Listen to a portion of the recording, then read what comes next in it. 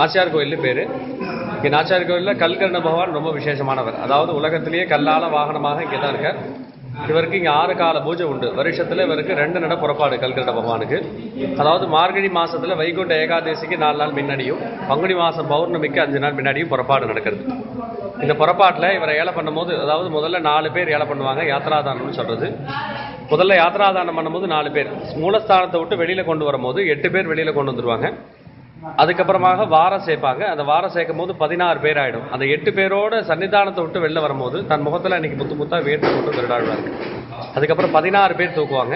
அப்புறம் 32 கீழே இறங்கும் போது 64 பேரோட வாகன மண்டபத்தில் போய் இறங்குவார். அதுக்கப்புறம் இவர் மேலே பெருமாள் அலங்காரம் பண்ணுறது, அம்ச வாகனத்தில் தாயார் அலங்காரம் பண்ணுறது, தெருவடைச்சான்னு சொல்லி சப்பரம் 20 அடி சப்பரத்தில் 4 வீதி பெருமாள் அழிச்சுன்னு போயிட்டு விடிகாலம்பரம் உள்ளே வந்துடுவார். அதுபோல் நடந்துட்டு இருக்கு. மார்கழி பங்குனியில் நடக்கிறது உற்சவம். அதுபோல் இவரை இன்னைக்கு வியாழக்கிழமை, இந்த வியாழக்கிழமை